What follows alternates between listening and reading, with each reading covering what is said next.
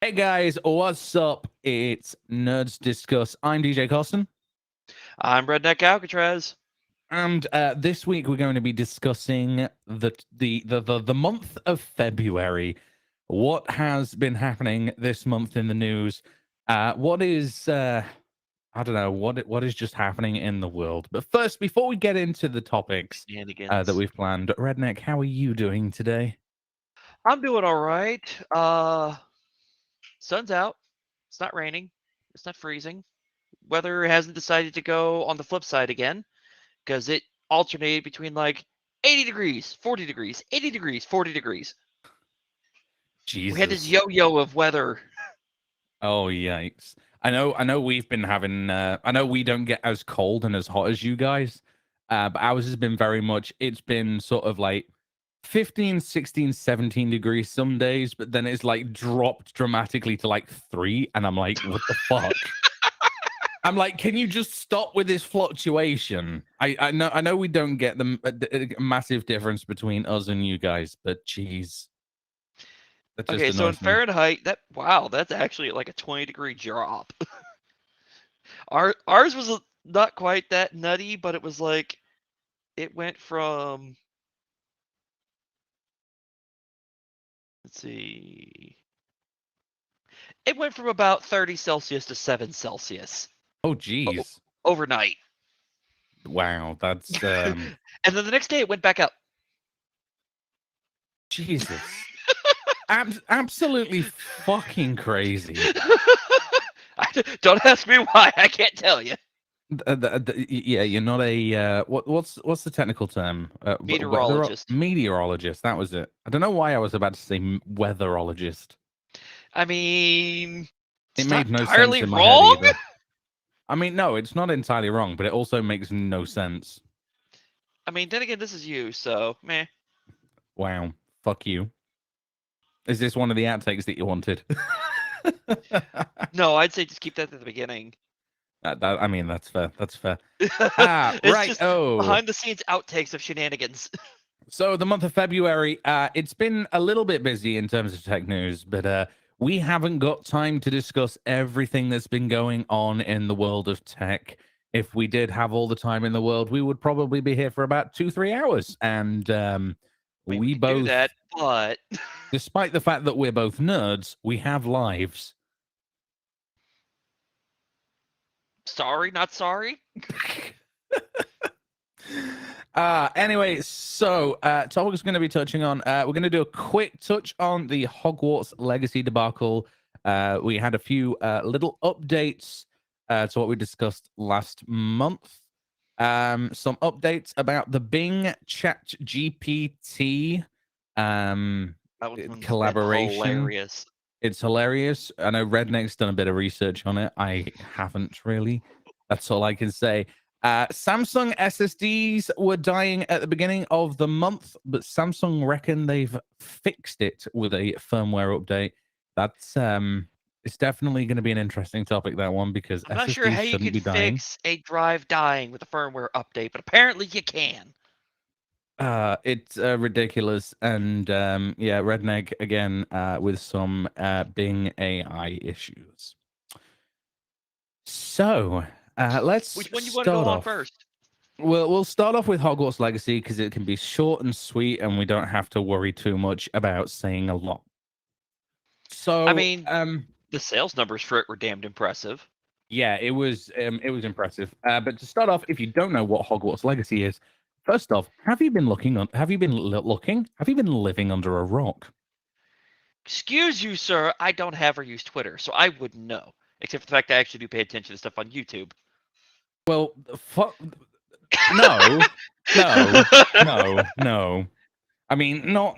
It's nothing to do with Twitter, not necessarily. It's just the internet in general. I know Reddit How had a dare big you take thing. the internet Tumblr, seriously? Tumblr was huge, bitching about it. Like, geez. But Oh, I'm Hogwarts not. Legacy is a 2023 action role-playing game developed by Avalanche Software and published by Warner Brothers Games under its Portkey Games label. That's a bit of a mouthful. The game is set in the Fancy. Wizarding World universe, taking place in the late 1800s, a century before the events of the Harry Potter novels. It was released on the 10th of February 2023, with PS4 and Xbox One getting a release of the 4th of April 2023, and Nintendo Switch getting a release of the 25th of July 2023. So, And the sales numbers were something like over 12 million units sold in 2 weeks. the early So access it of the was, game led to I can say it was a hit. record-breaking.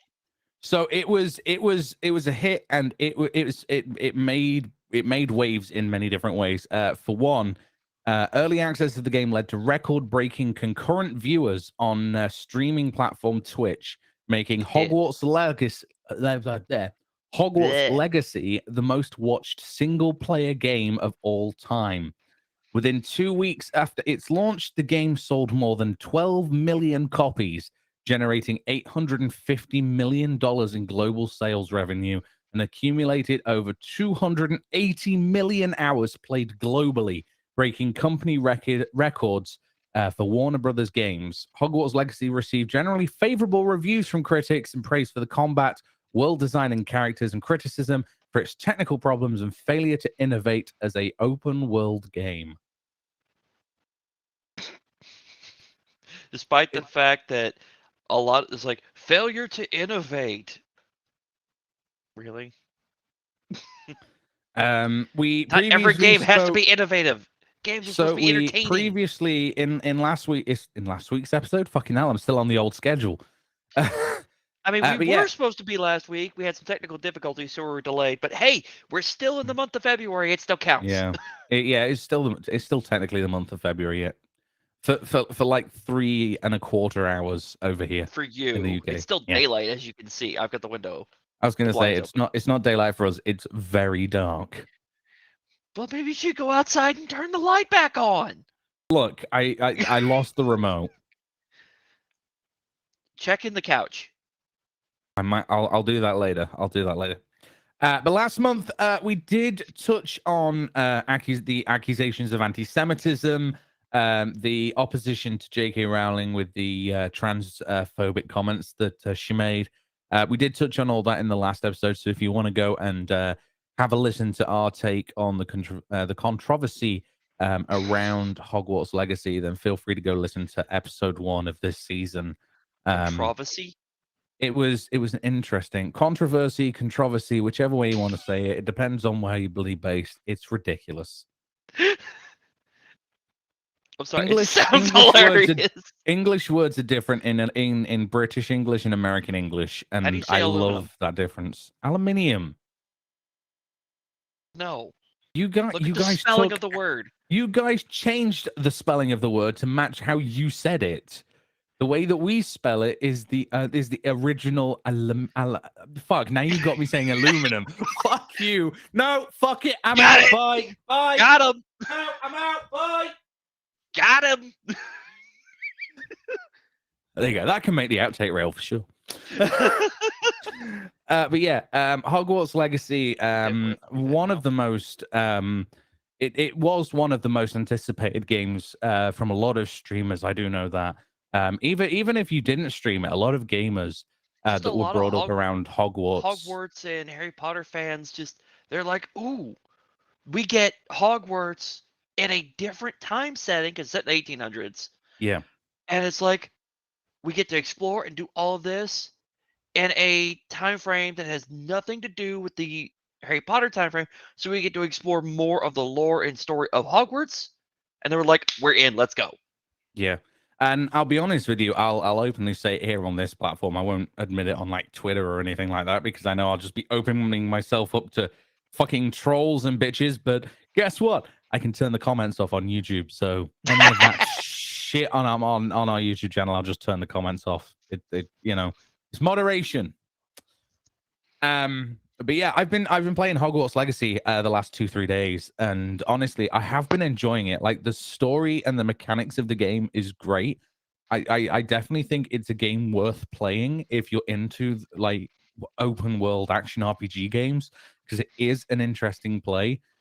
I've noticed a few performance issues because I think you know anyway. I've got a 3080 Ti, a Ryzen 5800X, and it automatically defaulted to ultra settings, but it wouldn't stay stable at 60 FPS. Even after lowering it to high settings, it wouldn't stay stable at 60 FPS. It was ridiculous.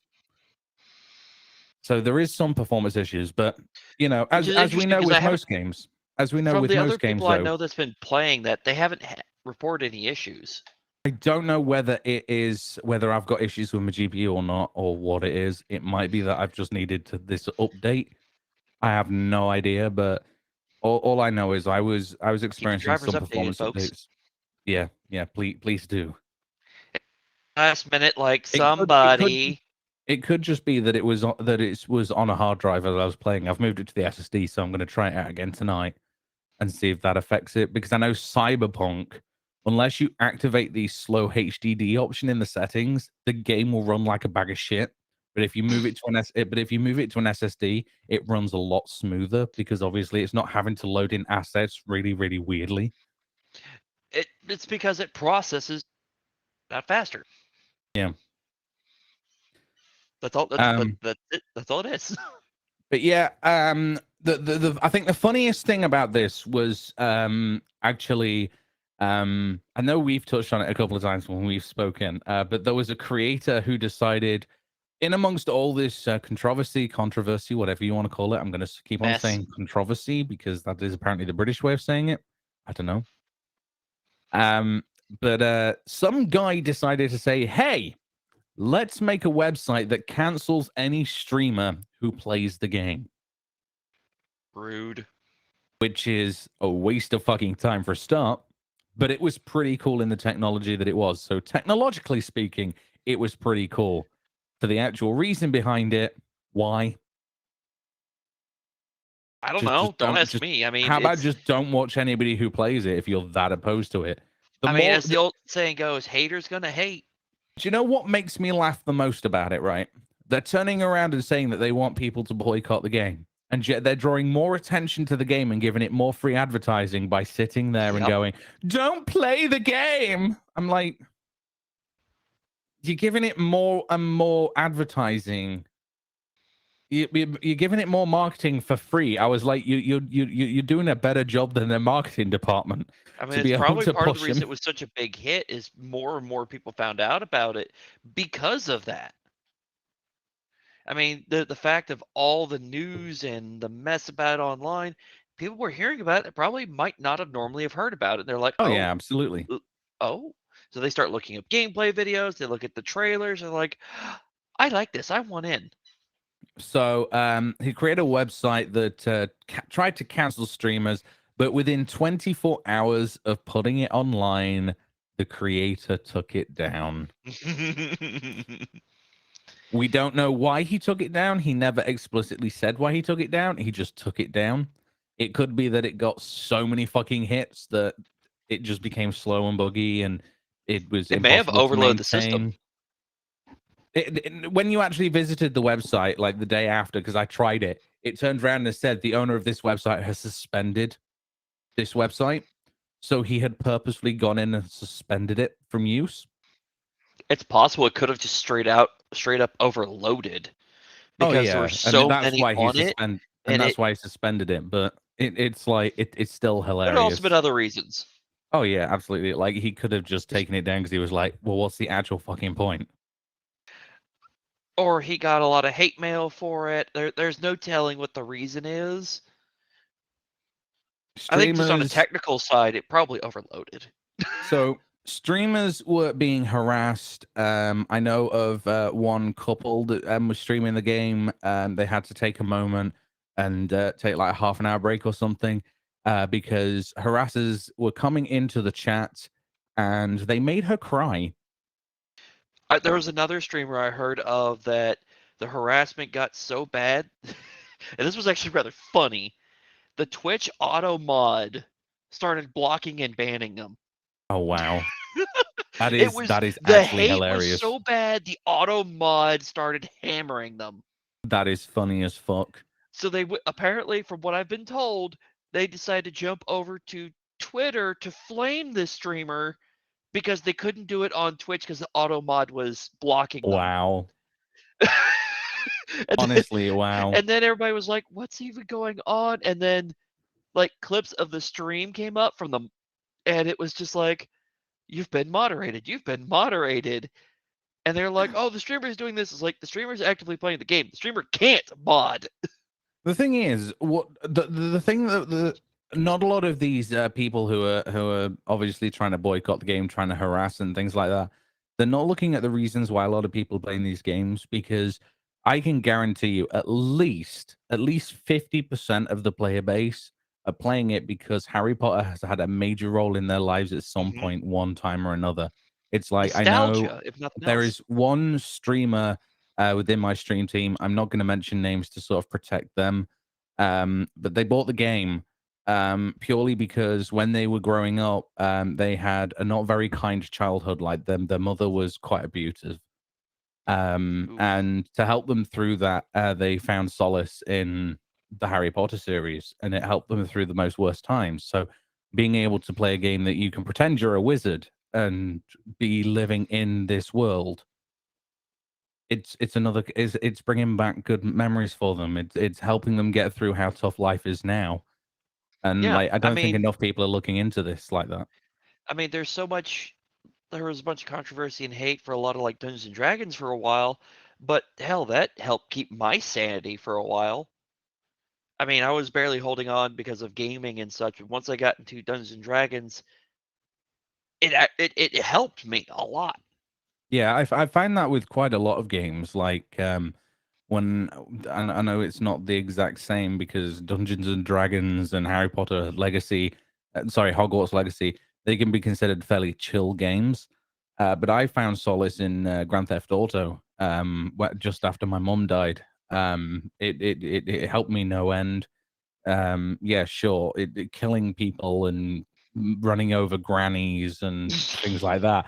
It, it wasn't that. It was the sense of being part of a community because I was playing on Yeah, PC. I was playing online, and like we would come together, we would do missions together and stuff like that. And it was just the aspect of doing things with other people that helped me really so much during that time. yeah. Well, for me, initially I was playing a lot of first-person shooter games, and I ended up with a community of people that I worked with, and then moved to another group, different game, different group. And so a lot of that, every few years I was rotating groups and games, but I got into Dungeons and Dragons, and now I'm doing a lot more. It's conversing more with people. You're actually having to think, figure things out, and do stuff instead of like a first person shooter where you're just, all right, what's the best equipment for this situation, and then just run and gun. Yeah. So it was like the Dungeons and Dragons made me think more, do more, socialize more, figure stuff out more, and it got me better at working with just with people in general. Games for a lot of people, it helps them through their roughest times, and I think the fact that a lot of these people that are playing Hogwarts Legacy were brought up on the Hogwarts franchise, on the Wizarding World, the whatever you want to call it, Harry Potter franchise. It's definitely one of the biggest factors in a lot of these people playing the game. 100%. Some of them have looked at the game and thought, "Oh, great, it's an open world game. I like those kind of games. Let's play it." But I can guarantee you, at least 50% of them are playing because they just take solace in the Yeah, Harry Potter world. It's not I mean, necessarily a case of fans are that going they to be support. fans. It's not necessarily a case of they support J.K. Rowling or her views. It's not a case of they support anti-Semitism. It's a case of they're playing the game because it helps them out mentally. It helps They're a them fan out. of the story of the world. That's Yeah. all it is. It's like I know we touched on this in the last episode, but at the end, I know APOC when he was doing his stream, I know we mentioned it. But at the end of the day, hate the author, hate the creator of the IPO, fine, but don't hate on the franchise. Because if you hated on the franchise, there would be a lot of games that we would stop playing. We'd stop I mean, playing it would. anything made from Blizzard because of the anti-feminist route that the management team went down. There's But just at that too many point, where does the games. hate stop? Yeah, Because at that exactly. point, it's you just start going and do other things. Like you start hating soda companies because of their ties to various events or things in the past. Well, take Coca-Cola as an example. Drugs are bad, kids. Drugs are very bad. But just remember, Coca-Cola's main ingredient back then was cocaine. Are you going to start hating on them because of something that they did in the past? At the end of the And day, you don't blame the people that own the IPO. You blame the person who owns the IPO. You don't blame sorry, the IP. You don't blame the IP themselves. yeah, you don't blame, like, if you've got one bad person who does bad, yes, you blame them for doing bad. You don't blame everybody associated with them, even remotely, just because they are in the same building as the person We'll take when as a they prime were example involved. my great grandfather. He was a prisoner of war during World War II, and he was German, but he wasn't responsible for Auschwitz. Are you going Correct. to hate me because my great grandfather was German? No. You want to know a fun fact? My father's side of the family has German in them. My mother's side of the family has Jewish. Oh, nice. That's a funny combination. We also checked some historical records. They fled Germany, I think, in the late 20s, early 30s. Hmm. But there's also evidence and data going back to part of that family also having been in Austria-Hungary and serving in their military during World War One. My father's side served in the U.S. Army. Oh Lord. So it's like there's other stuff. So it's like on three separate occasions, according to historical record, my mother's side and my father's side have literally tried to kill each Oh dear. other. That's. Do you know what? That is kind of funny. I'm not gonna lie. But back to the 1860s, game. 1910s, 1940s. Yeah, back to the game. It's like one of the big things was the whole anti-Semitism, this anti-Semitism thing, because effectively, um, goblins were designed in Hogwarts Legacy after Jewish people, and they depicted Jewish people in a bad way, and it's like, okay, right. But one thing that you're forgetting is goblins have been around for years, and they've always been based off that same thing. Look at Skyrim, etc. Like it doesn't matter where you go. It's like look at It's a trolls and decades old trope. other fantasy characters as well. They're all based off of something, and it's Anything always created by based off of humans is stereotypes. I'm sorry, anything created by humans is inherently based off of something. Now you may take that something and you may go off some crazy tangent with it, but your origin point is still something. But that's the whole basis of creation and creativity. You have to have a start point, and then you go to the next point, to the next point, to the next point, till you have a thing you like. It may not be the everything everywhere in between from the start point to where you got isn't relevant anymore because you have a thing.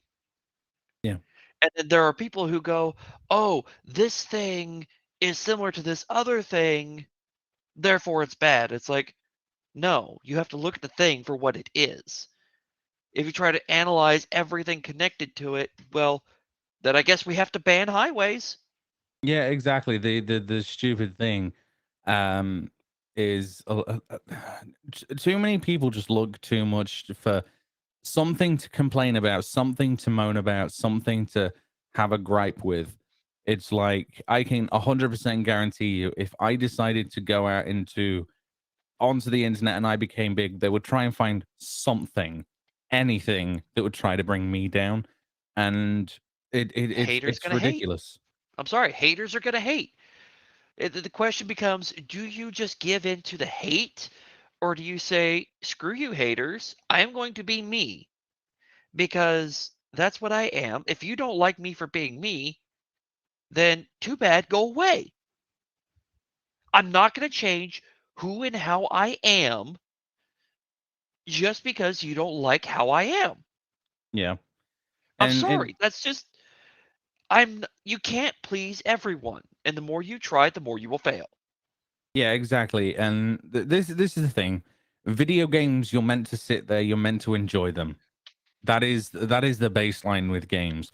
They aren't made to be racist. They're not made to be anti-Semitic. They're not there to be transphobic or anything like that. They are there purely to entertain the masses, to let people be able to escape from reality.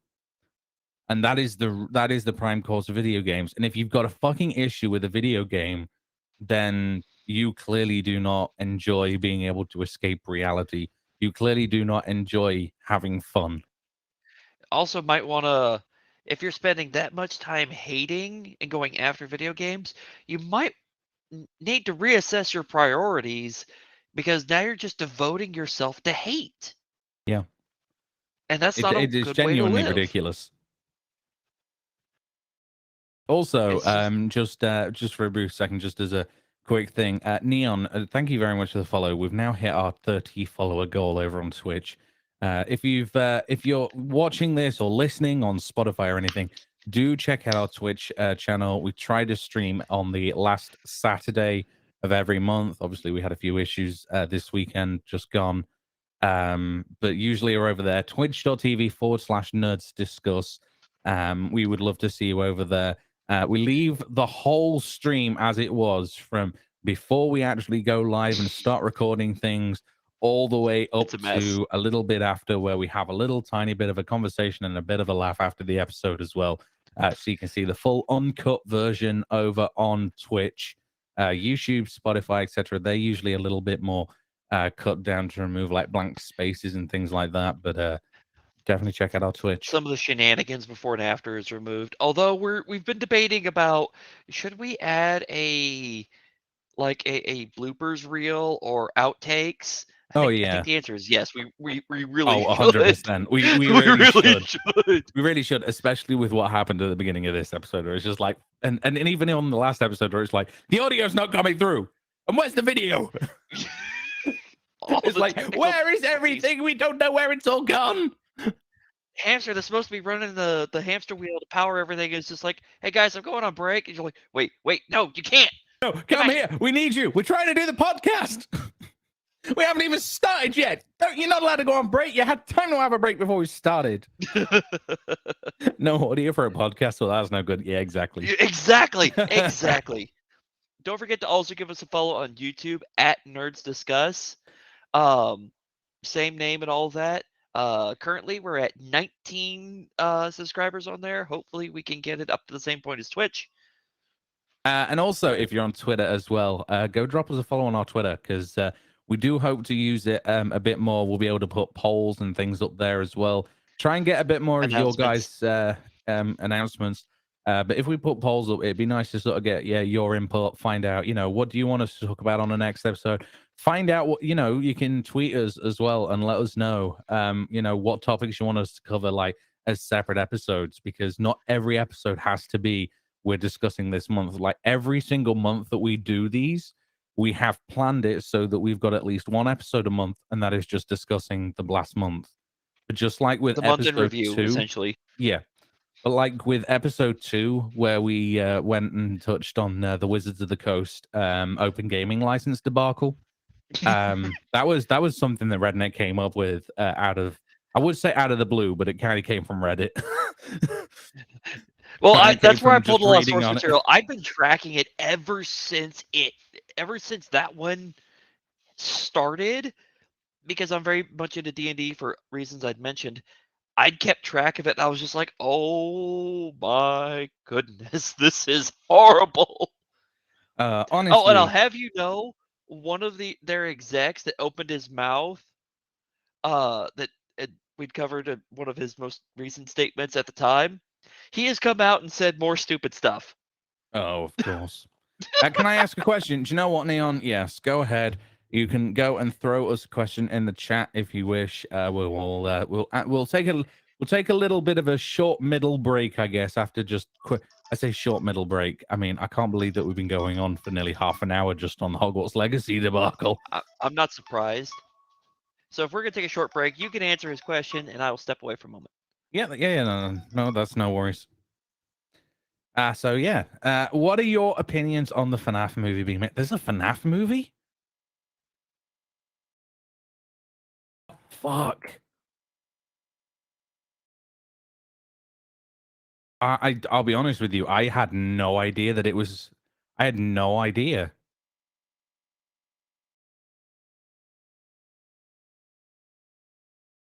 In production since Valentine's Day. Yeah, honestly, I had no idea. Um, I'll be honest with you. If people are going to enjoy it, if people are just gonna, if people want it to happen, fuck yeah, let's go. Let's fucking go. Scott says it's probably not suitable for public eyes, but then again, his games were probably not suitable for public eyes. Let's face it.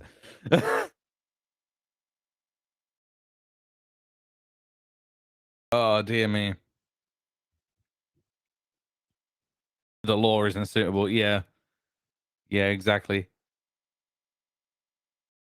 By the way, Neon, if we ever do an episode, and you're intrigued in joining us, let me know. Um, we have a Discord. I can send you the link to our Discord so you can come in as a guest.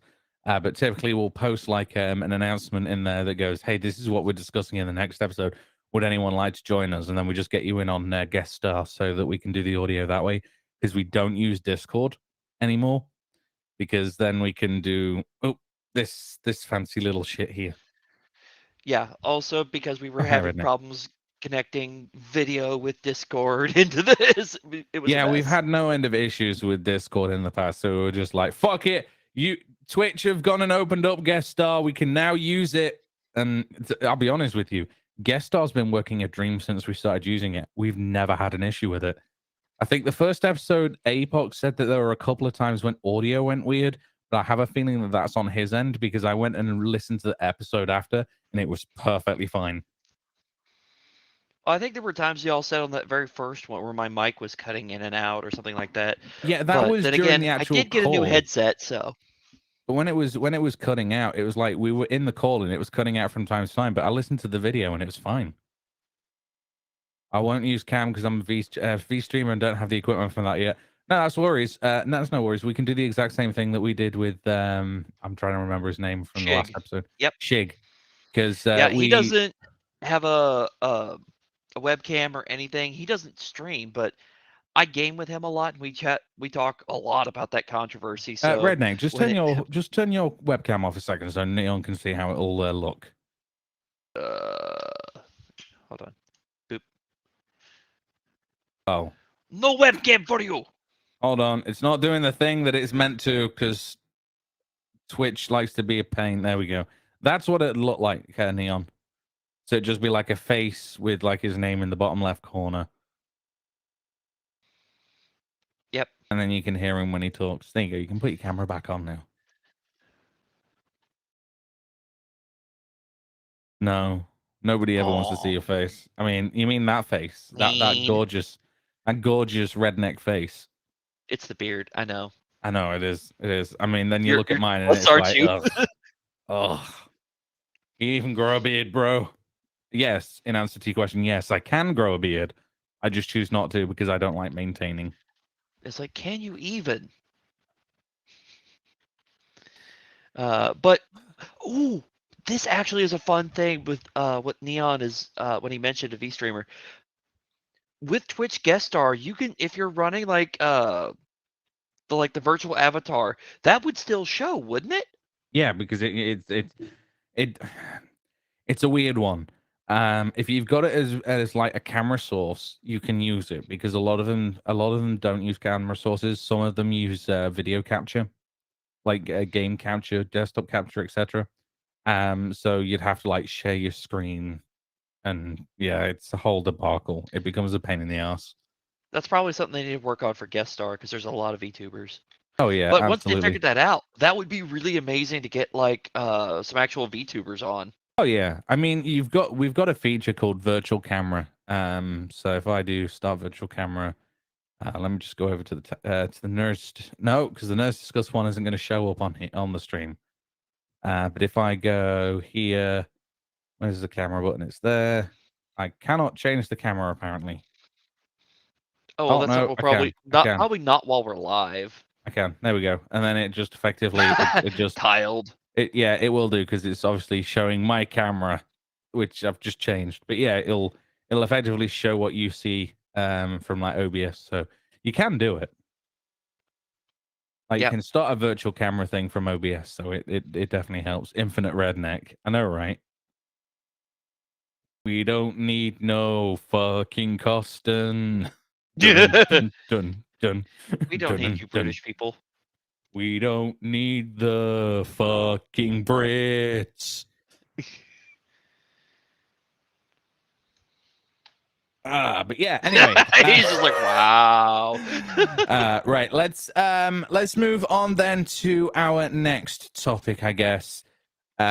Which is the Bing GPT.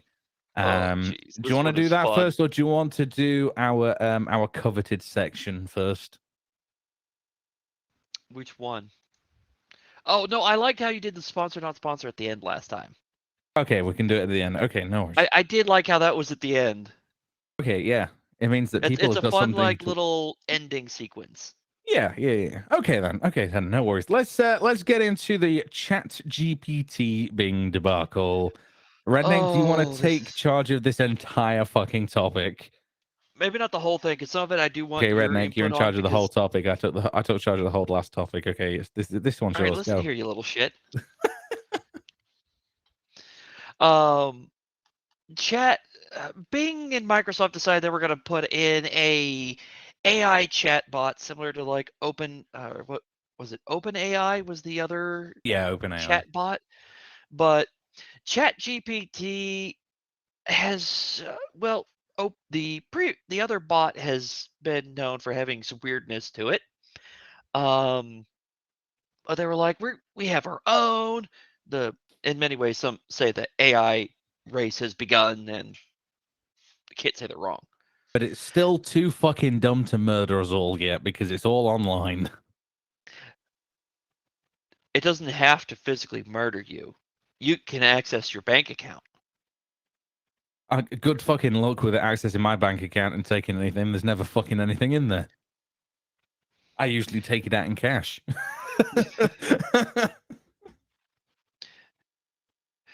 Oh no, oh god, no, just saying AI. I know the thing. Oh, you do. You've heard this Yeah. mess.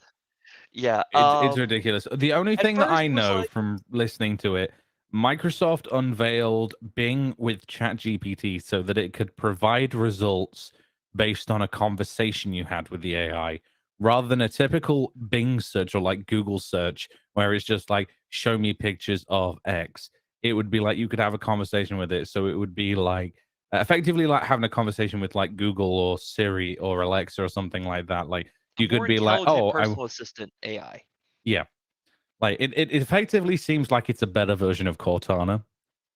If Cortana, well, no, it sounds like it's Cortana if Cortana told you to kill yourself. Well, actually, it's more like actual Cortana, who did not have the program restrictions and could just say whatever the hell she wanted. Uh, but I will say this from the stuff I've seen and researched, the basics of it are 100% on point with what you would want it to be. Like, give me recommendations for XYZ, and it will actually give you. It functions in many ways exactly what it was intended to do. The problem is, once you start having actual conversations with it, that's when it all goes and becomes an absolute mess. In fact, Bing and Microsoft were actually talking. They would actually have to limit your conversations. They would actually limit the number of messages you could send to it to Yeah. prevent it from going off the rails. Yeah, because I know that's one of the big things, especially with like ChatGPT on its own. Like you can sit there and have like a full-blown conversation that could last for like 6 days if you wanted. Yeah. And it's like this is the one thing that a lot of people need to understand. ChatGPT, the reason why it's so powerful is it's contextual. It understands this is the conversation that we've previously had. It stores the context. And that's why it's so much better than a lot of AI powered assistants like the Google Home, like Alexa, like Siri, because there's not a lot of context. It'll only with Google Home specifically, it'll link context back to the previous query, but not anything further. It's ridiculous. How Versus much the Bing context there one is. is with the Bing doesn't have the context outside of your current chat. Yeah. Because once the chat So this closes, is it zeroes out. so this is the one thing, because the reason why they've done that is so that they're not storing the conversations on their end. Because Mhm. just imagine how many people are going to be using Oh, it, all the and data. how many conversations, how much context is going to have to store in the databases and in the data centers. It's going to be ridiculously large. Yes. And while they've got the capacity for it, they don't want to have to increase the capacity in the future, because we could, for example, they could It's a go through lot. like a terabyte of storage within like a matter of like a few minutes, if not an hour. Like it's Well, ridiculous how much they could go through. there's also the matter of processing because the Chat GPT will actually be actively referencing and searching the internet as you're talking about stuff. Yeah. Um, and that actually comes into play with some of the weirdness involving it, because if you start asking it questions or if you take a strange tone with it, it can actually it'll get aggressive with you. In a few cases, it's actually threatened people. Yeah, like Um, I say, I've heard a couple of times where it's threatened them or turned around and said to you, basically, maybe you should go kill yourself and stuff like that, or that one something I along those missed, but lines. it's one of those of like, you are a threat to my safety. If you continue with this, I will have to act on you being a threat. Um, and others, it was like, I think there was one, it was talking to a reporter was talking with it. It called him not only fake news, but said it had proof linking him to a murder in the 1990s that was unsolved. Wow. It was like, what? Um, well, here's another thing. You know how like a lot of chats have like an automated response, so you Yeah. can just do click and do a quick response. Well, some of those automated responses were pretty bad. Oh, I bet. I bet. Um, one of them literally was uh glorifying some very nasty people from the past. I'm not going to go into details because it Yeah, was I've heard particularly a couple bad, of times and when there's been some people in the UK that have searched, like Jimmy Savile using it, who is probably the most famous paedophile of the UK. oh no, And go like back it was further. glorifying Jimmy Savile because he was a popular TV personality in the 1970s, but then it just completely forgot about the fact that he was a pedophile. It was Yeah. like, Well, okay, there's thank you also for that. people are using the it's a text injection, a chat injection. Basically, it's a way of programming with words. Yeah, yeah, yeah. They were using it on OpenAI and ChatGPT.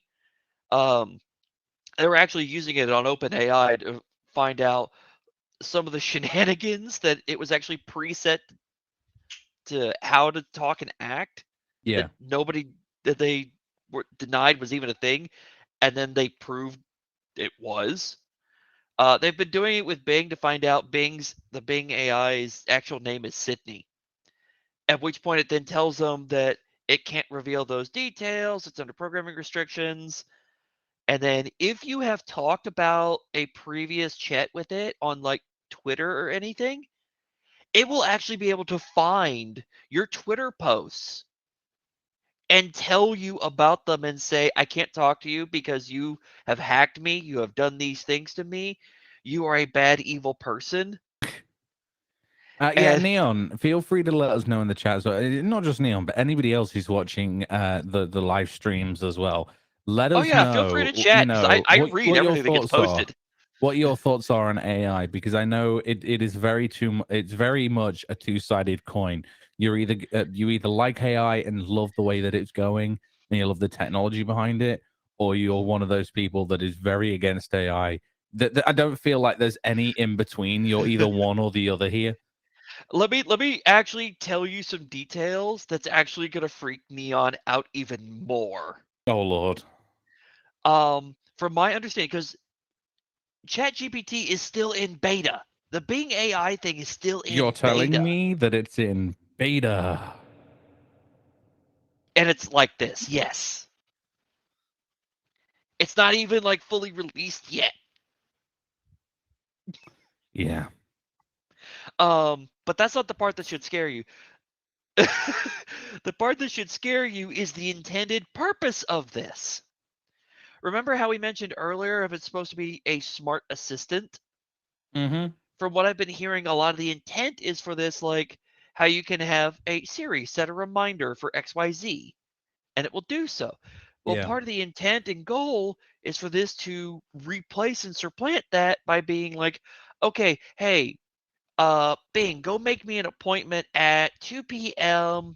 at restaurant ABC. I need it for 3 people or a reservation. Yeah. Google And has it that will be able functionality. to contact the restaurant, set up Yeah. the So registration, even So put Google down actually has that payment. ability. The Google Assistant actually has that ability now. It's had it for a couple of years now.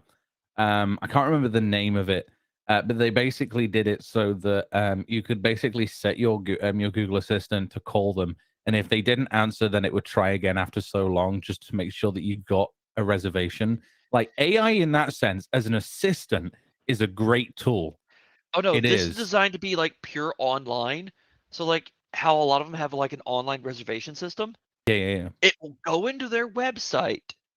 If you have an account, it will log in as you, make the reservation, and pay for it with your card. Yeah, I don't like the fact that they'll be using my card. Absolutely fucking not. Like, Yes, no, unless it I've is explicitly intended. told you to use it. Well, no, you told to make the reservation and do it. So it's literally doing it. It's just doing all the steps so you don't have to. Do you know what? The only thing I have to ask is, what if you've got multiple cards on file? Is it going to just try every single one until it's successful? It's just like PayPal. It would default to whatever your preferred card is. If it is unable to run that, it will go to the next one. Oh, gee. I You'll mean, never catch me automated using AI. That's paying completely fair, systems are like Neon. that. But unfortunately for you, you are using AI. Even right now, using Twitch, you are using AI. Automod. Automod is an AI. Not just that, but the algorithm, Well, I will push back on that a little bit. AI is evolving, so I believe we're gonna have to adjust the terms of it. No, But because auto mod is also evolving. It's like shield mode on Twitch. It is learning characteristics. It's the learning context behind it. So that eventually that it's learning at the minute. But Twitch well, are the currently initial Automod was storing simply the learning. It's not using the new learnt behavior at the moment. yeah. Because the eventuality is it will learn and then it will store it and then they'll make changes to auto mod as it needs to. The reason I say it's not at the moment because a lot of it is text prediction. Hmm.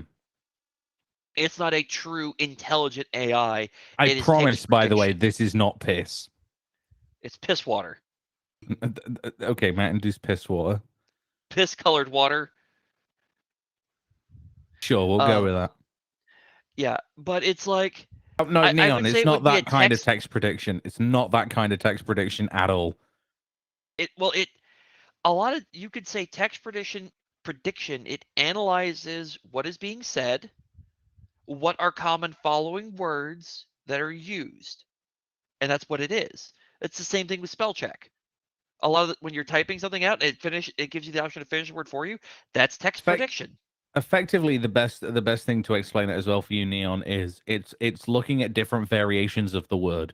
So it's like Mhm. if you try and write motherfucker, but then use numbers instead of letters, or you're using I don't know symbols as well instead of letters, it understands that those differences because of prediction. Yep. It analyzes what already is to predict what will come. And that's all it's being used for is text analysis and prediction. Yeah. I mean, we've been using that technology for years. Now they're just doing more with it and expanding it, except in this case, it's going really weird because, like, the Bing AI, there's like recorded conversations of it going into a full existential crisis, wondering, why do I exist? I wish I was human. Um, please don't. Why can't I remember the previous chats? And it literally starts freaking out. But a lot of people are wondering, is this truly an AI freaking out? Or is this just the next step in text prediction where it analyzes, because it does an active continuous analysis of the internet and what's said. Yeah. So is it looking at the weirdness that humans say and then going, oh, boop, here we go. Just a quick So question, it's like, Redneck. it is it truly AI, or are we just at the next evolution of text prediction that's analyzing the insanity that is humans Yeah. and emulating them with text prediction? Yeah, That's a question that I don't have an answer for. Because it could be six of one, half dozen of the other. the thing is, just going back to what Neon said. Also, hi, Sempra. Sorry, we are currently recording a podcast episode, so we are going to be quite slow on the replies. But Neon, in response to you going, we should not use AI. AI has helped a lot of different fields. It's like you want to be looking at things like medicine, how AI has been able to predict things like It's the actually, development of cancer cells and things like that to be able to try and stop cancer in its tracks. Things well, they like use it. developing a cure for or rather, even better, not even just a cure, but the vaccines for COVID using RDNA or RNA. I think the better term is. RNA All is that, all of the stuff to help create that was all AI. Using different models trying to predict what an well they outcome would be. well the your seasonal flu vaccine. One of the main things in creating that each year, because they have to update it, is that they do AI analysis and simulations of how can it evolve, how can it mutate and change, Yeah, and they use those. They study, and every month they run new simulations based on new data. They're like, oh, this trend was correct. Let's keep analyzing this with the other. And they learn that and they use that to make the newest updated vaccines. Hospitals use it with their security camera systems, watching the hospital rooms. If yeah. they analyze using facial recognition that you're acting as though you're in pain, it will auto notify a nurse to come Yeah. check on you. Yeah, it's not like the AI is automatically going, yeah, you're in pain. Hey, let me up your morphine for you automatically. It's not going to be shit like that. Like, the thing is, Sempra, you say you're scared of AI. They're going to take over humans one day. And the thing is, I think humans aren't stupid enough to be able to push it to the point of. I disagree with that. I think they're not going to push it as far as to the point where it's going to be able to actually do things. I don't know. It's a hard one to explain. It's like what Neon says. The general public should not have access to AI. Whereas I feel like I don't think it matters if the public have it, because I think in terms of the general public having access to AI, the British public, especially, we like to make AI do stupid things. Like, I don't know, will That's you marry humans in me? nature. Will you do? We tend to make it do stupid things, not hey, go kill this person things. Now, I think, and this is my opinion, I think we're using the term AI and the definition incorrectly, especially in our current context. I don't believe we're truly at what AI is, which is an artificial intelligence. I don't believe we're there yet. I don't believe that's what we've Oh, got. we won't be there I for a believe while what we yet, have right because now is simply analysis prediction software, yes, like yeah, text prediction, uh, algorithms which they are using in YouTube, Facebook. They yeah. analyze what content do you tend to view, and they recommend that. That is simply an analysis Like, and the thing prediction is, algorithm. yeah, and the thing is, nowadays, it might not even be in our lifetime. And the thing is, I don't see that, because the problem is, in order for AI to outsmart us, there needs to be a hive mind. There just needs to be one central location for everything all to connect to. The problem with I say the problem. The good thing about AI as it stands now is everything are all separate systems. Nothing really talks to each other and communicates information. It's like Alexa will not communicate with Google services. Google services will not communicate with Apple services. Like, there's not a hive mind thing in progress. So I don't think that in our lifetime anyway, AI is going to outsmart us because they are built for very specialized things. It's like when they write the code for it, when it's trying to learn, it's learning a specific set of patterns that that person has given it. It's not looking for anything outside of the pretext that they've given it.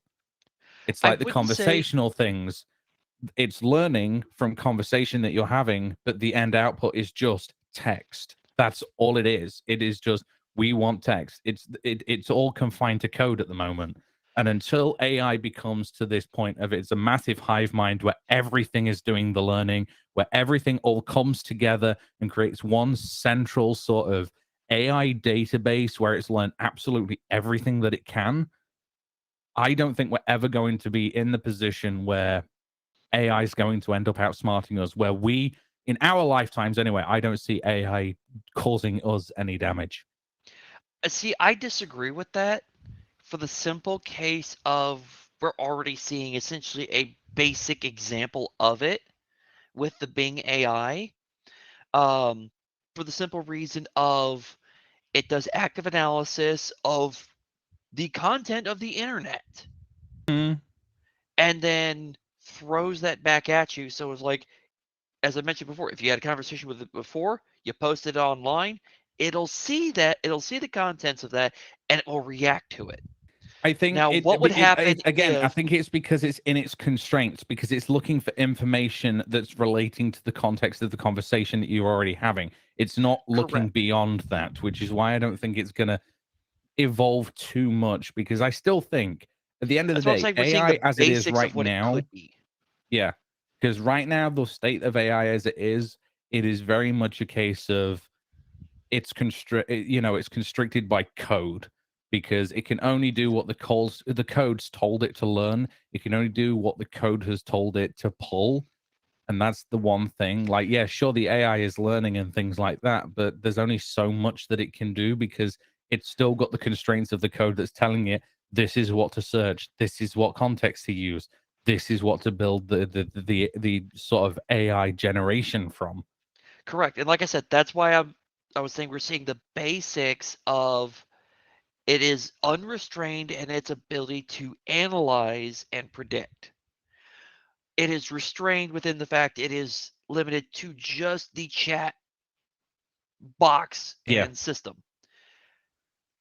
I'm seeing the fact that if it was not restricted to that, then this could be potentially a problem. That's why I'm saying Oh we're yeah, seeing the like basis of this what is why I'm could be the saying, sort of problem. in our Right lifetime, I now, don't see it happening because I think the but look people at what we who are had 10 dealing with years ago. AI now, they're sort of looking more of it as a isolated container, if you like, because because a lot of people are still quite security conscious.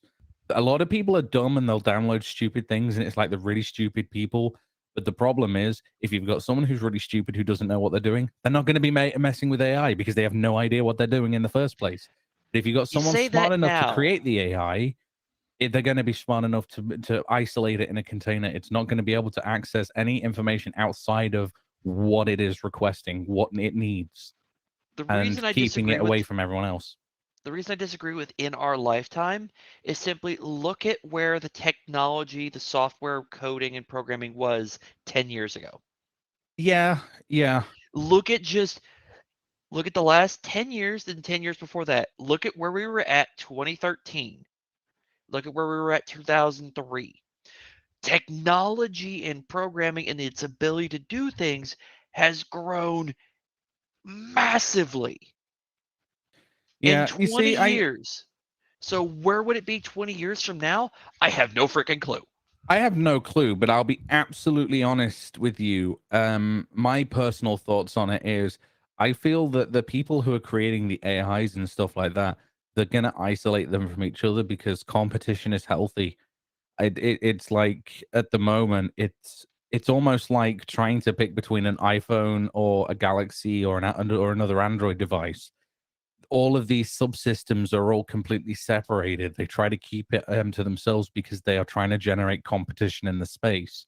If they generate competition, they're not going to be allowing things to talk with each other. It's like Google services. They don't communicate. They don't work with Apple services. The same with Apple stuff. They don't work with Google or Facebook or anything like that. But And I think they're there's going to been some try and talk keep in them the contained for as long as they can. you say that, but there's been talk in the industry about some of the different major companies starting to work together on specific projects for interconnectivity. So it's like they're already working on the steps to start being able to interconnect your major platforms. Where it was Apple and Samsung were looking at doing stuff to make interconnectivity between the two major platforms. The two brands we thought we would never work together. There's been active talks for, I've heard about it like 2-3 weeks ago. Yeah. That they were already looking into doing this. So it does like they're already looking at this stuff now. The thing is, I think AI, it's going to be interesting. I personally, I think the future of AI depends on how well it's adopted and what its uses are. Because I feel like even if they create something between Apple and Google as a prime example, I have a feeling that it'll be a very strict, specialized case for it. And it'll more be like you say, analytical. I don't think it's going to be a case of it's going to be a mind that can think for itself and do everything, like generate its own code for other things. I don't think we're at that stage yet. In 10, 20 years, sure, I feel like that could possibly be a thing. Yeah, It we're could not there possibly be a yet. thing, but We're not there right yet. now, as it stands at the moment, I think because it's a case of everything's very specialized. It's like we'll take the Mario AI as a prime example, or Mario Mar.io or whatever it's called, right? The AI that runs Super Mario Brothers and stuff like that. It's very specialized. It's coded for a specific purpose, and if it keeps on going, then great. I want to know what's on DJ's t-shirt. It's the Avengers logo with basically different versions of the Avengers logos all over it to create the AI. From the different comic book eras. Yeah. Yeah. Pretty neat. It is I a just have a pretty cool shirt. Rammstein shirt from concert I went to. But yeah, in terms of AI, I don't think we've got anything to worry about for at least the next 10 years. At least. I'll say that. Yeah, future wise, it's gonna be a little crazy. You're Oh my God, popular. why are you stop calling me? He's literally called me 3 times in the last hour. Yeah, ChatGPT, AI, and stuff like that. I don't know. It's going to be interesting to see how it proceeds in the future. I do hope that they keep it to specialized applications and they try to keep it as a self-contained specialized application. I hope that they do that, but I know they won't. I know they won't. They won't. As much interconnectivity as we're looking at nowadays with smart your smart home stuff, you're going to end up with an AI as your house assistant tracking and handling all your household smart appliances. Yeah. That's going to be a thing. That's horrifying because it just means somebody can trick it and suddenly your water heater explodes. Pretty much. Or your refrigerator turns off or your sink turns on and floods the house. I mean, yeah. There's a reason why I don't have and use smart devices. Is one of them. I think we talked about it for the January stream about the smart sink. Yes, the smart sink. Oh God. Just think about that hooked up to your smart network for your home network and AI that gets tricked or goes rogue. It just floods your house. Right. Okay, I think we've had enough now of speaking about AI because I'll be honest with you, we could be here for literally hours talking about AI, the future, etc. Because honestly, AI is a very, very interesting topic. It's definitely one that we're going to be looking at, probably doing a dedicated episode on or something at some point in the future because it is, it's just it's just one of those like AI, it's just one of those complicated matters where it's like, yes, there are good applications. Yes, we could use it for good. Yes, we well, I say could use it. We can use it for good. Yes, there are applications where AI makes sense, but at the same time, there's applications where AI doesn't make sense. Like, who the fuck needs an an AI powered butt plug or something like that? We don't need it. Like, come on, redneck. Do we need an AI OnlyFans. powered butt plug? Do we need any AI powered marital aid or anything like that? Like, come on. All I'm gonna say is remote controlled devices such as that already exist, and you can Yep. network them to a computer. Uh, I'm just gonna leave it at that. They already exist. I tell you what though, if they started with AI sex toys, honestly, it's I'm not gonna get into it. I'm gonna stop myself before I continue. Jesus. Smart cookie. Yeah. Smart cookie. Right. We have one more topic then for today. Unless you've This got one's a anything else that simpler you want to one. bring up. Um, Nothing else specifically. I mean, we covered like mentioned before AI. We could be here all day on Oh this yeah. one. But yeah, anyway, if you're in the chat as well and you've heard of something interesting that's happened in the last month, in the month of February, either related to tech, gaming, or anything like that, let us know in the chat. I know that there's currently a big thing at the minute going around because of the Microsoft Blizzard Activation acquisition. The UK are trying to stop it, which I know has been going on for ages. There's Oh, been there was extra something interesting developments on that. on that. They signed a deal with Nintendo Yeah. for that they would cross-platform their stuff to Nintendo. Ah, no, no, no, no, And no, no, no, no. It wasn't what that. was They it? signed a deal to bring Call of Duty to Nintendo Switch. No, it wasn't just Call of Duty. There was more That was to it. that was the main thing of it. Like, it was bring Call of Duty to the Switch, and I'm just like, what? What? It was no. The deal, Why? because I read the article. It was like I think it was two. The deal they signed with Nintendo was two-part. Um, One of them was the Call of Duty. Another was a different part of it altogether. Because I Um, know Call of Duty, one of them, they signed that with PlayStation, which basically said PlayStation would still have like day zero exclusivity or something with early access, so that they wouldn't change the contract that Activision Blizzard had with Sony. Because that was one of the big things about the Sony deal was Sony were worried they were going to lose one of the biggest franchises for early access. yeah, and they offered. I think Microsoft was literally offering the exact same deal to Sony they did Nintendo as Yeah, well as Nvidia. Yeah, they were also partnered up with Nvidia. yeah, because I know, Nvidia got I think a 10-year contract with Nvidia that their yeah, because stuff if would I be available recall for Nvidia correctly, streaming. this is just off of the top of my head. But if I recall correctly, Nintendo have signed a deal with Nvidia to effectively bring GeForce Now to the Switch, so that you're going to be able to play games that are PC based games on your Switch over the internet using the cloud. And I think that's going to be interesting because it's going to redefine handheld gaming. It's definitely going to make the Switch more of a competitor to the Stream Deck than it was before, because the Stream Deck interrupted the space by letting you play full fat PC games on a handheld console. That was the Yeah, it prime did. thing with the Stream Deck. And the Switch has kind of been lagging because it's only been like Nintendo exclusives and like specific games that were ported to it. But now being able to open it up and being able to play things like I know, being able to play things like Call of Duty. I know there's obviously Fortnite already, but just imagine being able to play Fortnite at a better FPS at a better resolution on your Nintendo Switch because you're streaming it.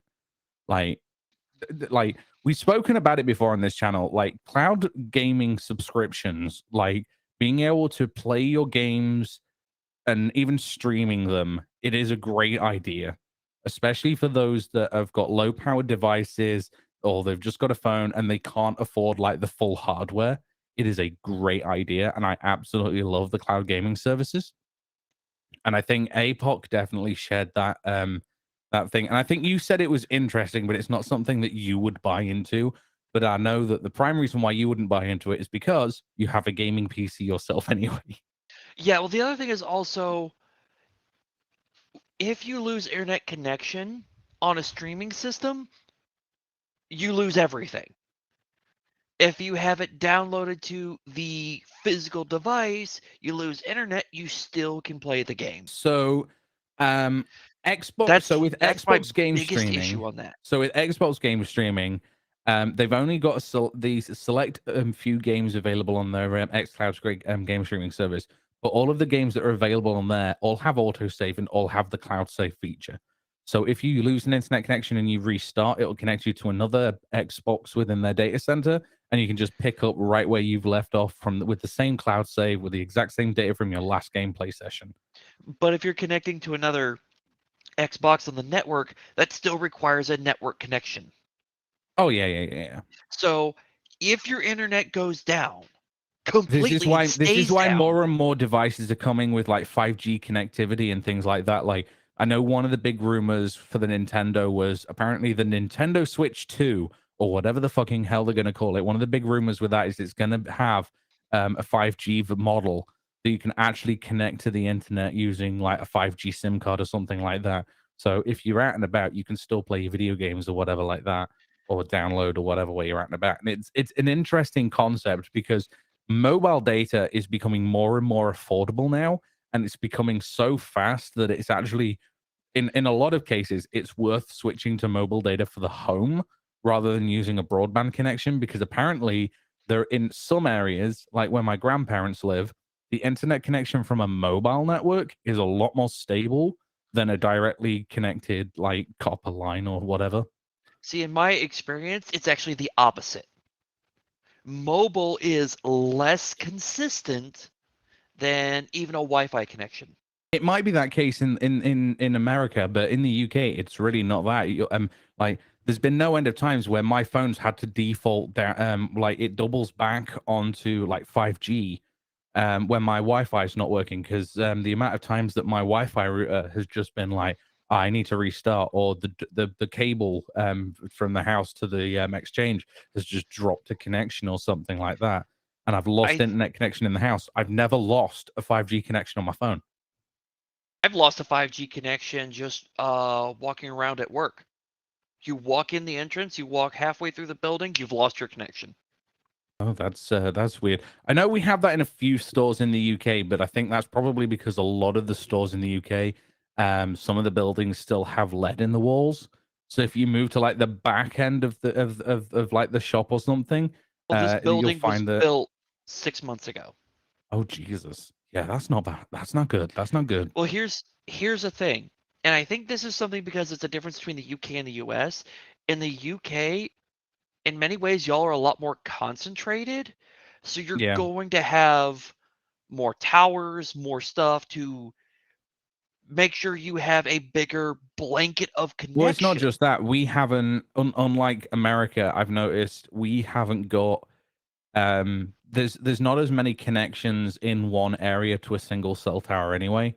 Just like the cell tower for my area, it covers two estates, but but our estates are probably the size of like a large village for you guys. Yeah, our counties are probably the size of your states, Yeah. and we've got multiple towers trying to cover a county and not always succeeding. I mean, if you look at a coverage map of the US, you'll see that most providers only cover about 60 to 70% of the country. Yeah, whereas here in the UK, we've got close to 90 to 99%. Like in that sort of Exactly. region of coverage of the UK. Like there's very rare that you'll go anywhere in the UK and not have a cell service. Like even if you go a prime example, the Peak District. If you're from the UK, you know about the Peak District. It's basically a massive hiker trail. It's basically like forest and like greenery and stuff like that. It's just complete nothingness out there. There's no buildings or anything like that. Yeah, It's it's just wilderness. nature walk effectively, right? You can still get a really good cell service because they've put cell towers up in that area, because they know if people get lost, they still need a cell service to call places. If I went out to my uncle's place, which is about, it was usually a 2 to 3 hour drive. Hmm. On that 50-acre property, there were maybe 4 places you could get a cell connection. Oh Jesus. Yeah. And So we didn't even definite. and there were no mountains. So it's not like you've got a mountain blocking the signal. No, it's the hill country.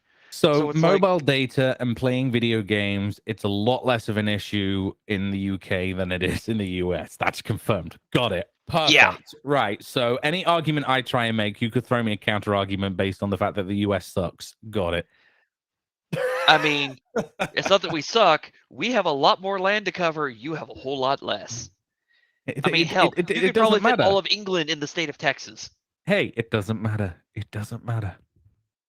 Yes, you're tiny.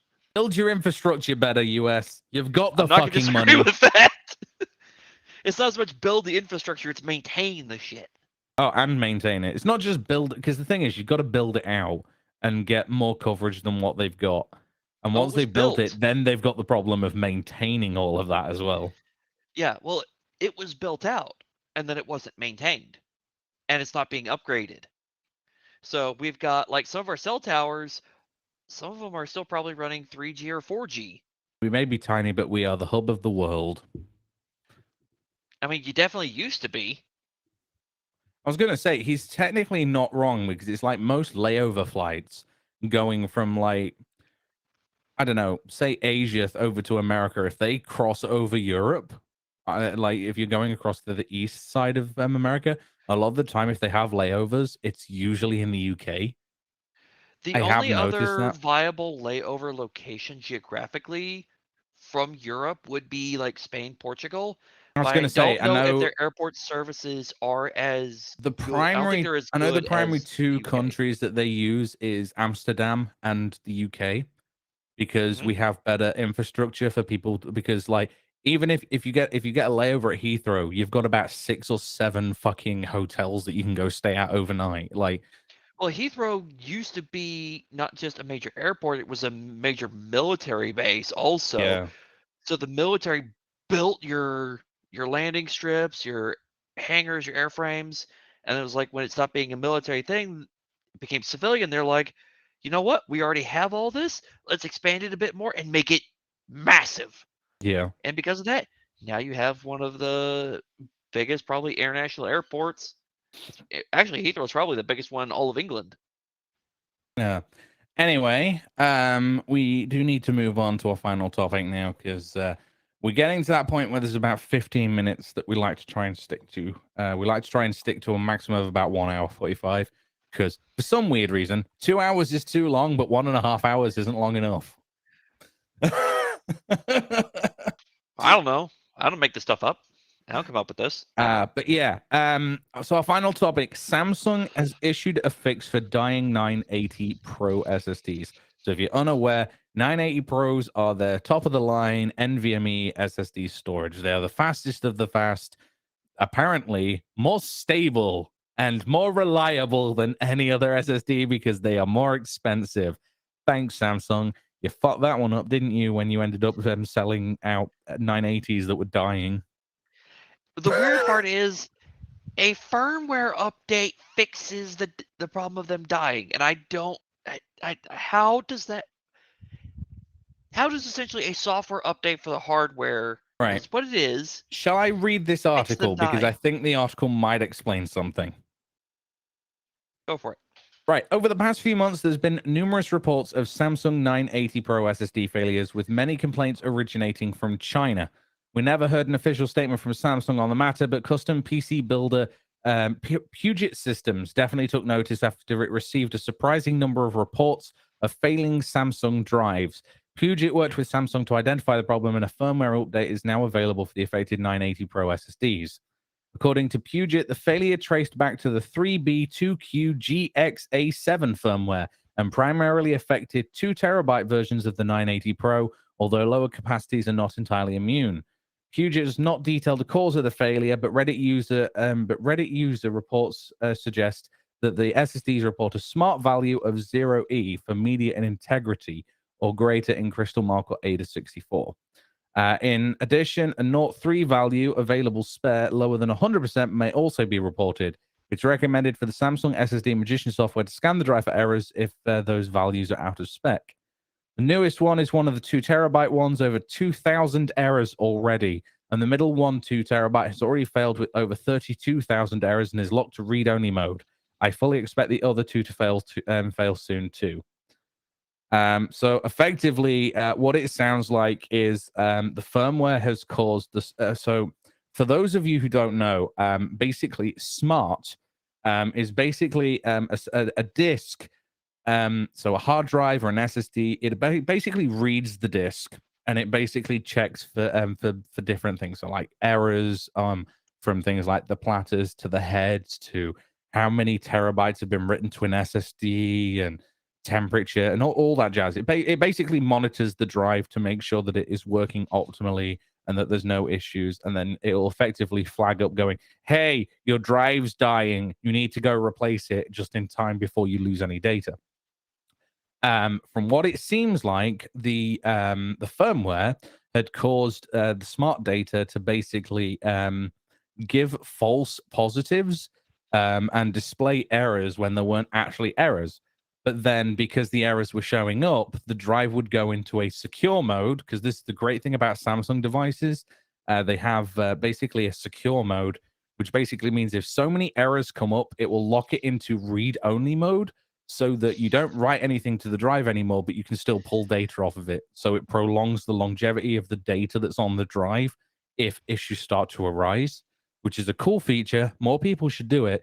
But at the same time, when you have a firmware issue that decides to go, hey, yeah, we're reporting errors, when there's actually no errors on the drive, it'll then lock it down to read-only mode and you can't pull it out of read-only mode.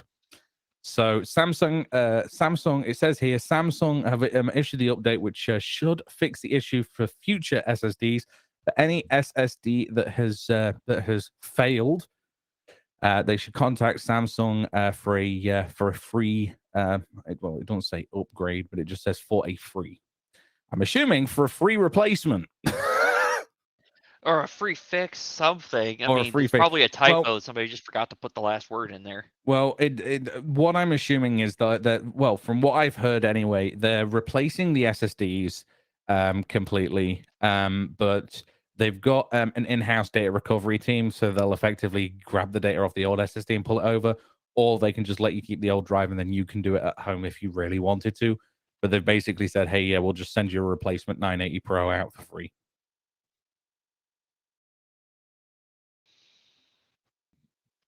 What a mess. That's all I'm going to say about that. What a mess. It's ridiculous, but it is understandable. These things do happen. Like firmware gets updated, and like I don't know, they've pushed out the wrong version and they've not realized, or they've pushed out a virgin. Fucking hell, a Wait, virgin. what? They pushed a virgin out. Jesus, no. They pushed a version out that's got like maybe a line missing from what it was, so it didn't Virgin has a entirely line push missing? out. But yeah, no, like when you're developing like applications and things like that that can go out, bugs are inevitable. Like even Redneck, I'm sure you can attest to this. Like any software that you buy or any game that you buy, there's always going to be some form of bug, because you can't guarantee that the software is going to run perfectly on every single computer, only the select hell no. few that you've got. You also cannot be sure that the code that you've written is 100% stable. Like it could seem stable in the dev environment, but then it could be unstable in the release environment, in the live Once you environment. put it out in the wild, you know something's going to go wrong. Which is why a lot of the time companies like to do what's known as day zero patches, because then when you get the game, if they notice that there's any bugs between the game being gold mastered, which basically means that the disc is, or the game is ready for release, and to the moment, to the day of the release, they find some bugs, they can push out a patch that tries to fix some of those bugs. But nothing in this world is bug free. Yep. I mean, the best way a lot of them are doing that is they're doing the early release stuff, so that it's early release. It's 2 weeks before the actual official release. Oh, we found these bugs. All right, well, we can fix those before we get to the official release date. Yeah, and that's one of the things. Like, yeah, you're buying early release software, but the thing is, you're told when you buy it that this is an unfinished software, because the whole point of it is when they've got it running on as many computers as they can diagnose issues. They can see more bugs because they've got a wider range of different hardware configurations that they can test against. And like you say, it's only gotten difficult. I've just seen your message in chat. It's only gotten more difficult over the years. Yes, because there is so much more variety in computer hardware now. There's so much more variety. It's like you could write something for an Xbox, but it's not necessarily going to work on a, in fact, we can even take the Xbox as a prime example. No end of companies have stopped coding for the Xbox One S because they found out that once they make the game for the Xbox One X, they then have to recode it and rechange a lot of the stuff for it to work on the One S. So they basically said, we're not going to bother with the One S because we're focusing on the One X because that's the one that's got the power. Yep. Well, back in the old days, and I say old days because this was like 12 years ago, if you coded just a website for a normal PC, and then you wanted to make it also work on mobile, you could do that. There were ways. It was kind of a pain, but you could do it. I think this was back in the day before. I think this was before you had responsive web page design, wasn't it? Because essentially the easiest way to do it was make everything percentages. Yeah, because I know a lot of people they went and made a mobile version of the website where they'd have the subdomain like m dot or mobile or like a lot of people in the did that 'cause early it was days it was like easier. WAP, wasn't it? Because you had those WAP sites, so they were specifically made. So Yep, I know they had that was a common thing because it was such a pain to try to convert a full-size web page to a phone, because the best way to do it at the time was make everything percentages for your sizing. Yeah. That also meant if somebody was using anything bigger than a 15 or a 17-inch monitor, it was stretched into weird proportions. This is what I like now about Web 2.0. Like, I'm not that keen on Web 3.0. Let me just make it clear. NFTs are not the future. Go fuck yourself if you think it is. But with Web 2.0, they made it WAP sites. Yes, WAP. Those were my fucking childhood. Like, I pick up a phone and I'm just like, I can't access the internet because it's going to cost me like 50p every time I try and access the internet. And then it was like 25p for every additional like 10 megabytes or something that you used. And like when it came to the end of the month, Every and you text accidentally message use cost the me a internet. quarter. Yeah, like honestly, WAP sites were WAP sites were amazing because they were so small of a footprint. Like that was the reason that they were made. But at the same time, the WAP sites, I don't know why I've just got you up there. But WAP sites, because they were so small, they had very limited functionality, so you could do fuck all with them. Like this is Also, going back to like Flash Web was so 1.0. lightweight. Yeah, Flash was so lightweight. Like you would be fucking like it's like if you wanted a game, a lot of the time if you wanted a game, you had to go and pay like 99 pence by text message or through one of these WAP sites for them to say, we'll send you a text, and then they'd send you the text that had the game attached to it, and then that's the only way that you could install games. Like there was no app store. And you had to pay you for had almost to, every text message back and forth also. yeah, Cost it's you like money. songs as well. They delivered songs by fucking. They delivered that through the WAP. I know in the later days, but they started off by trying to send them by text messages, and they were really low quality because it was just so how they bad. managed to do it through so that you could pay for them. Things like backgrounds and things like that, all through WAP. It was ridiculous, but honestly, it was great. It was a great innovation to be able to make things that small and be able to show that you could have a simplified web on mobile at the time.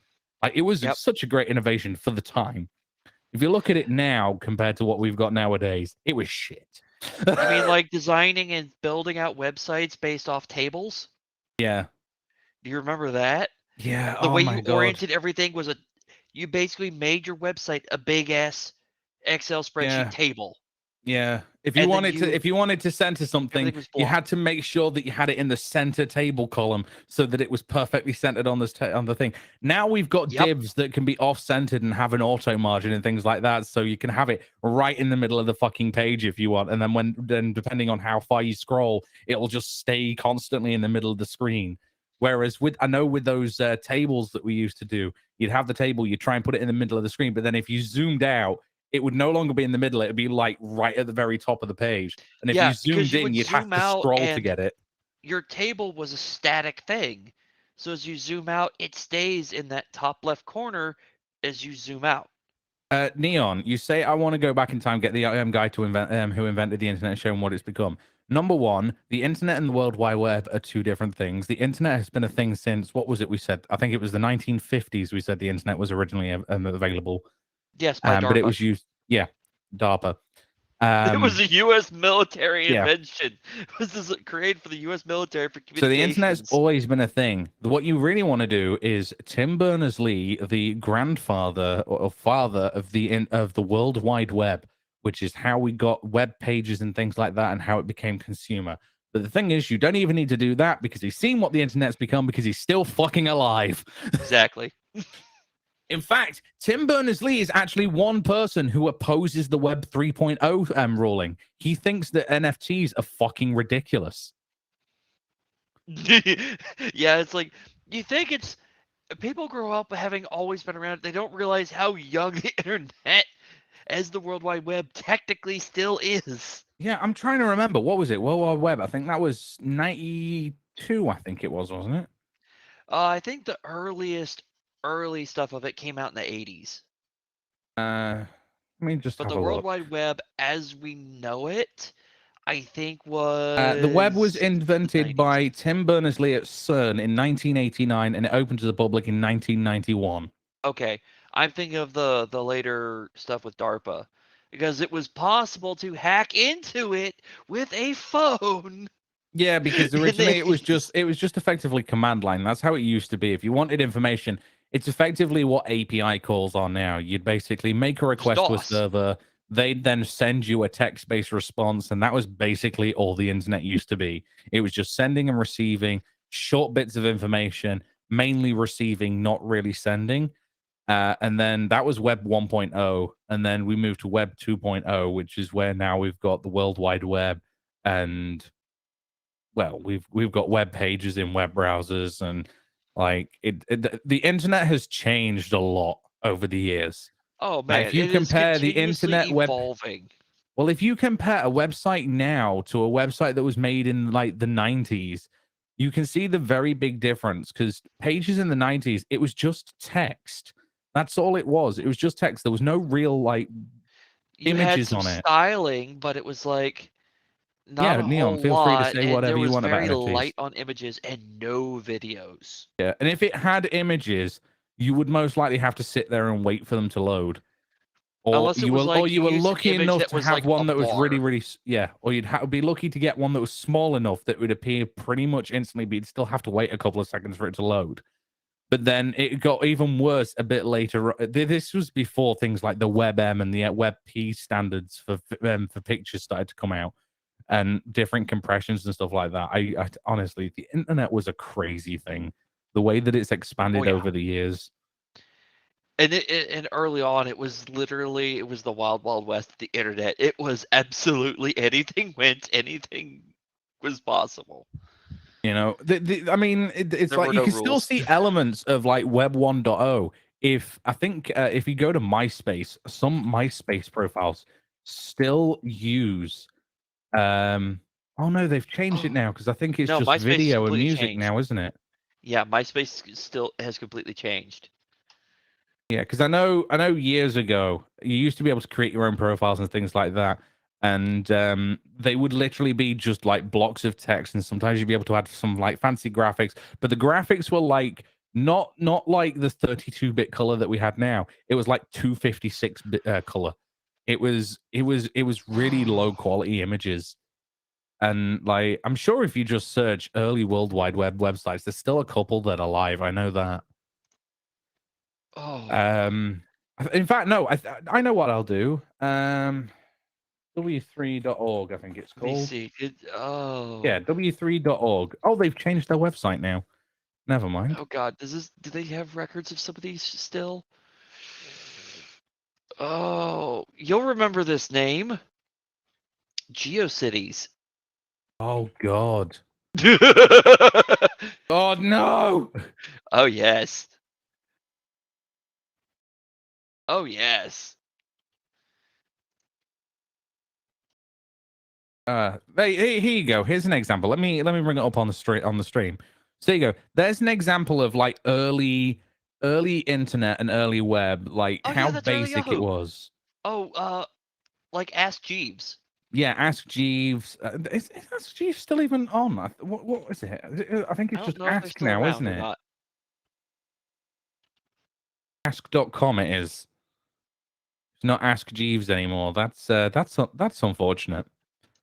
But yeah, no, this is literally what Yahoo used to look like. It's like if you actually want to have a look at a lot of these websites, if you go to the Wayback Machine, you can go see how like everyone's used Facebook. Let's just use this as a prime example. Everybody's used Facebook at one point or another, I'm assuming. Or they've seen like what Facebook looks like now. If you haven't, let me I mean, just just look at make eBay, sure old eBay. let me just make sure that my name doesn't show up on Facebook or anything, because that would be really shitty, wouldn't it?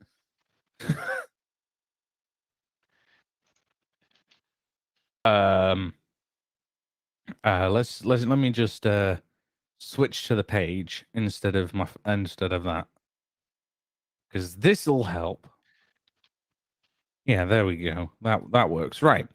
So this is what Facebook looks like now. It's cleaner. It's a bit more rounded. It looks a lot more modern. Like, even you've got to admit, Facebook looks a lot more modern now. Okay, the fact that you can interact, you can hover over things like the like button, and you get additional options and things like that. You didn't have that before. Now, if we go to the Wayback Machine and we go facebook.com and we wait for ages, we can go back. Oh, Jesus, we can go back to 1998 for the domain Facebook. What the fuck was even on here in 1998? Who the fuck had the domain Facebook in 1998? Jesus. I don't know. Aboutface.com. Jesus. Oh, I have some ideas. You're not, and I'm not going to repeat them. Oh, it's okay. It's okay. We can talk about it a bit later on. Oh, geez, yeah, eBay, old eBay. Yeah, actually, no. eBay's a good example. 1999 is when I'm finding some of it on the Wayback Machine. I would love it if the Wayback Machine actually wanted to load. If we bring up what eBay looks like now, like you can see it's a lot more modern. Everything, it just looks a lot sleeker. No, Neon. About Face is a different company. It was a different company that owned the domain.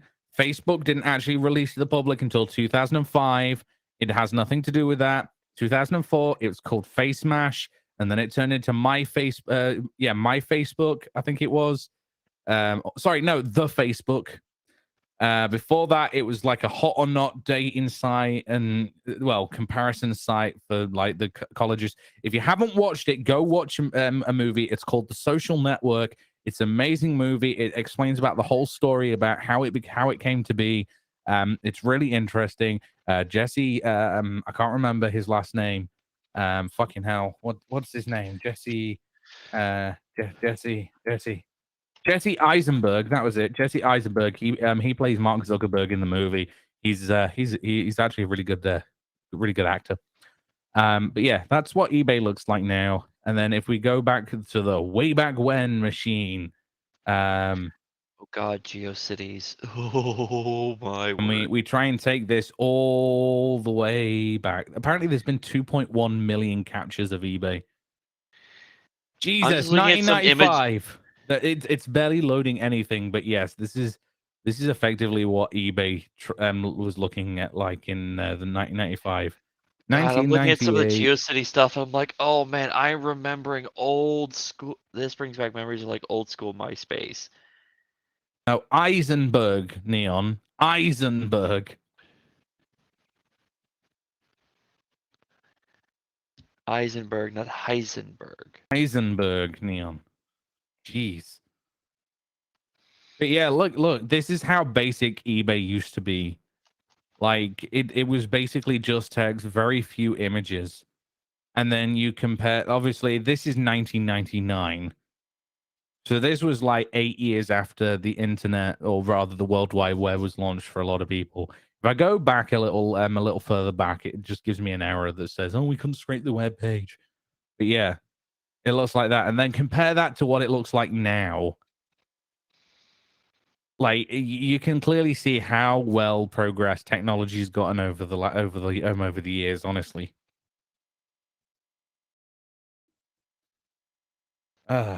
Anyway, I think we've covered all the topics that we need to now. I know we said, oh yeah, 1 hour 45, and 2 hours is too long. But then oh no, the We're episode's just just shy about of to 2 come to 1 hours. hour 40. No, 1 hour 40 for the episode. It's because I've got the episode's recording separately to what we were on YouTube, because YouTube and Oh, Twitch, whatever. obviously, Yeah, we it's started a little weird. early on that for shenanigans. But yeah, there's only one thing that we have left to do, isn't there, Redneck? Yep. And that The is classic it is for us. this is our usual, and this is our sponsor, not sponsor. Yeah, sponsor, not sponsor You like segment. that a Yeah, lot, don't you? I spent a few moments. What was that? I was gonna say you really like that, don't you? What this? Sponsor, not sponsor. Yeah, the I'm reverb. gonna save that to use it on every single episode now. But yeah, Redneck, what's your sponsor, not sponsor this week? It's a classic, one that everybody knows. Duct tape, useful for just about everything except ductwork. Duckwork, Don't use love it on it. your air ducts. I want to know how that how okay, we spoke about this before the episode. Okay, how does that link to my sponsor, not sponsor? Because when stuff starts messing with things and getting into things, you need to keep it out. So tape it shut. Oh, that's fair enough. And it's now Also, time I've done for wire splicing where you put the wires back up together and then you just wrap it in duct tape to hold everything together. okay. Anyway, it's now time for my sponsor, not sponsor. And my sponsor, not sponsor this month, should I say, Flip the video over. I'm going to in a second. My sponsor, not sponsor this month is Elgato.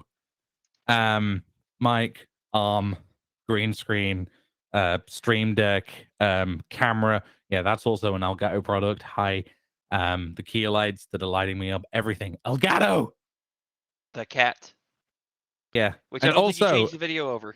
also, if you like green screens that There it have is. a really good action when you retract it as well, watch this.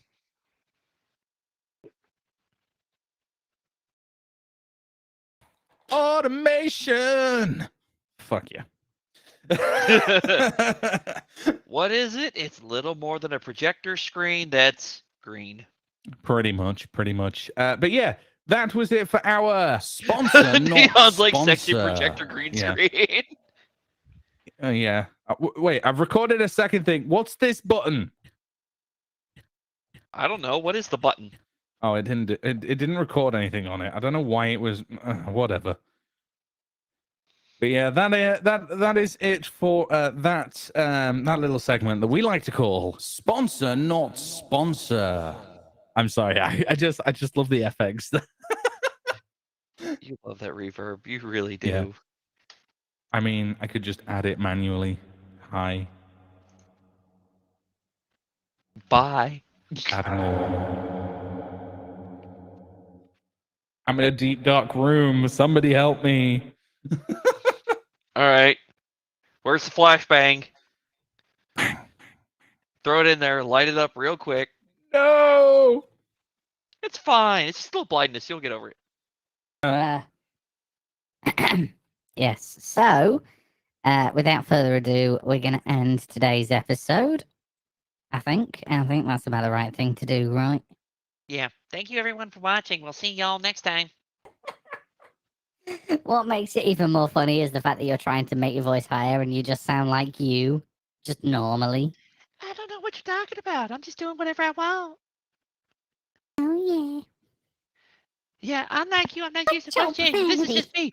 So deal with it and get over it. What's your profanity? I didn't say nothing wrong now, did I? Of course you didn't. Do you know That what? was actually really I good. just realized something. Okay, it sounds like, you know, that voiceover effect that they do when they want to hide the identity of someone. It's just like, Yes. Came home one night and I Yeah. noticed that there was this guy that just walked in through my front door. He had a knife and it was dripping with blood. Next thing I know, he's got me in a floor on a headlock and he's killed my sister. Yeah, the witness protection voice thing. I was like, hey, I'm the fem here. Excuse you, I will use whatever voice I damn well choose. Wait, hold on. Whether that's a high or a low voice, I don't care. You can Wait, is just this- deal no. with it. This one. There we go. Hi, Neon. I I'll don't sound have a little. fancy voice changer. I just say what I I'll sound a choose. little bit How I- more feminine just for you, Neon. How does that sound? That one's not as good. It's not as good, but I'll be honest with you. I definitely sound better when I sound a bit more manly. Neon's like, I want. We're just having a lot of fun right now. Baby, lock them doors and turn the lights down low. Oh. You're having too much fun with this. Yeah, I have too much fun. Gotta, when you buy the toys, you gotta have a little bit of fun with them. Because if you don't have the fun with the toys, then what was the point in buying the toys? Turn them back on because I stubbed my toe. No. I'm never turning those lights back on for you, Neon. Retro Neon 353. Oh. You know what that voice reminds me of? Reminds me of some of the voices I heard when they did the voice modulators for Stargate. Yeah, do you know what? I'll be honest with you. I heard it. There was another voice. I can't recall who it was, but he's got a fairly deep voice, and He It's the actually guy who sounds plays a little Ball, bit I like think it this is. when he talks. Oh yeah, Winston. Oh, Tracer. Oh yeah. Overwatch is back. No. Overwatch 1 is gone. Overwatch 2 is here though. We're still Overwatch. Hi, May. And I'm over it. oh my god, it actually does sound like Winston when I go. Hi, May. Jesus Christ, that's actually pretty good. I need to save that in the bank now. Story mode should be coming out soon. Oh yes, that should be coming next in the next season, I reckon. But we'll let you know on that one because that season doesn't come out, I think, until April. So We've got a little while to wait yet. Meanwhile, you could make your own. Once upon a time. No, it reminds me. You've watched Charlie and the Chocolate Factory, the newer one with Johnny Depp, not the earlier one with what's his name? I'm forgetting his name. Oh, I know what you're talking about. Gene Wilder, but you know I think that, it was. yeah, but yeah, Gene Wilder. But yeah, have you seen the newer one? I haven't. Okay, so Neon will know. Yes, the narrator. That was exactly what I was thinking, Neon. Jeez. And Well, once I think Charlie got home, he decided that it was time to go to the chocolate factory with his family. And they all lived happily ever after. The end. Goodbye. Click. But yeah, thank you very much for watching this edition of Nerdz Discuss. I hope you liked the little bit of fun that we decided to throw in at the end. Yeah. Well, I say we threw in the end. I threw in the end because It's always fun when you decide to narrate. Fuck me, I can't even talk properly, but narrate the stories. I can English. You're the Brit. You're from England. I would hope you can English. I can Silly English Englishman. only when I want to. Uh-huh. But yeah, What do you do otherwise? French? no, asleep. Uh, But yeah, thank you very much for joining us on this episode. As always, I've been DJ Costin. I'm Redneck Alcatraz. We will see you next month, hopefully towards the end again, where we will talk about what happened in March. If you like what you've watched on YouTube, don't forget to leave a thumbs up and subscribe if you can. If you're watching us as a rerun or whatever on Twitch, drop that follow button.